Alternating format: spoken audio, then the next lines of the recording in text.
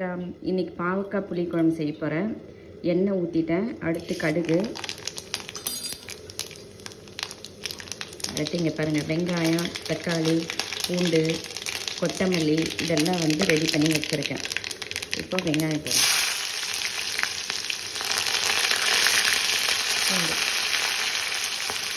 இதெல்லாம் போட்டு நல்லா வதக்கணும். காரக்குழம்புக்கெல்லாம் நல்லா வதக்கணும் எல்லாத்தையுமே. அப்போ தான் அந்த வதங்குற ஸ்மெல் நல்ல காரக்குழம்புல இறங்கும்.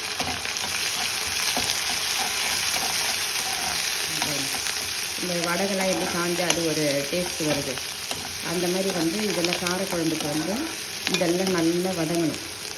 வதங்கின உடனே நம்ம என்ன பண்ணணும், மற்ற ஐட்டம்லாம் போட்டு ரெடி பண்ணணும்.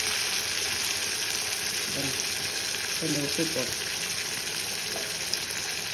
இப்போது எண்ணெய் ஊற்றி கடுகு போட்டு வெங்காயம், பூண்டு, கருவேப்பிலை, அடுத்து தக்காளி போட்டிருக்கேன். உப்பு போட்டிருக்கேன், வதங்கிறதுக்காக உப்பு போட்டிருக்கேன். இதை நல்லா வதங்கின உடனே நம்ம என்ன பண்ணோம், இதுலேயே நல்ல எண்ணெயிலே வதக்கணும். எல்லாத்தையுமே பாவக்காய் கூட எண்ணெயிலே வதக்கணும். அது எவ்வளோ வதங்க தான் நம்மளுக்கு அந்த டேஸ்ட்டே கொடுக்கும். இது புளிக்குழம்பு, காரக்குழம்பு இதெல்லாம் அதே மாதிரி சொன்னேன் இல்லைங்களா, புளி கூட பழைய புளி யூஸ் பண்ணணும் அப்படின்ட்டு. நல்லா வதங்கிடுச்சு. பெருங்காயம் போடுங்க.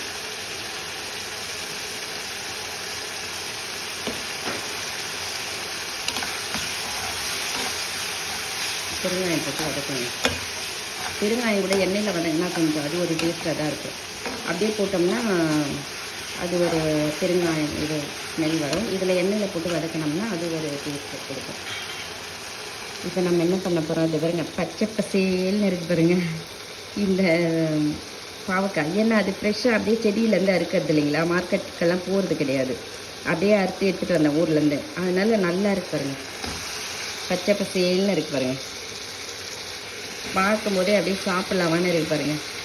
இந்த கீரைக்காய் அந்த மாதிரி இருக்கும் இல்லைங்களா, அதே மாதிரி இருக்கு பாருங்க. இது வெஜிடபிள்ஸ் எல்லாம் நல்ல ஒரு அந்தந்த கலர் காம்பினேஷனை பொறுத்து தான் எல்லாமே.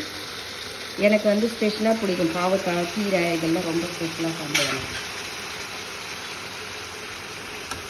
அதுவும் புளிக்குழம்பு நல்லாயிருக்கும். அன்றைக்கி ஒரு முறை பண்ண பாருங்க, செட்டிநாடு சிக்கன் பண்ணுறோம் இல்லைங்களா, அதே மாதிரி ஒரு நாள் பாவக்காய் பண்ண பாருங்க, சூப்பராக இருக்கும். அதுவும் இது இன்றைக்கி புளிக்குழம்பு வைக்க போகிறேன். சாப்பாட்டுக்கு பிசைஞ்சு சாப்பிட்றதுக்காக இது புளிக்குழம்பு.